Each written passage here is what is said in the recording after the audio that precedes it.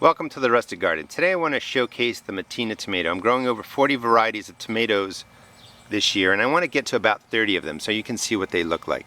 This is a German heirloom, indeterminate variety, and it will produce fruit pretty early in about 60 to 65 days once transplanted into the ground. Not from seed, but from transplants. You can see a lot of tomatoes are ready down at the bottom.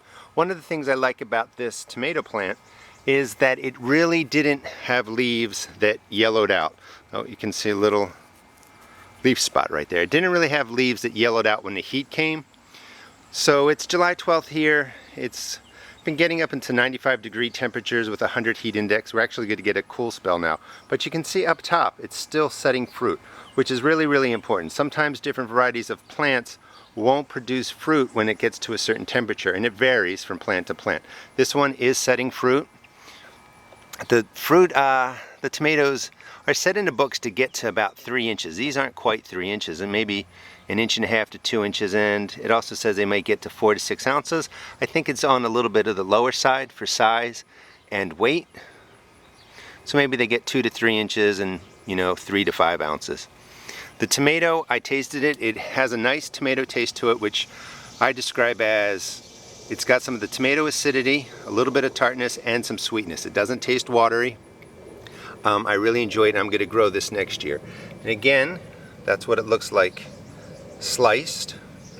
I think it's going to be good for canning. It does have some meatiness to it.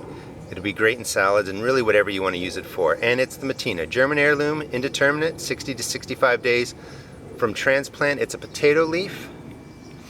The size is a little bit smaller than what the books say, and I just want to show you the potato leaf is the shape of the leaves, which resemble more of a potato rather than a standard tomato leaf, which looks like that. The Matina is going to be a keeper. I'm going to grow it next year. Let me step back.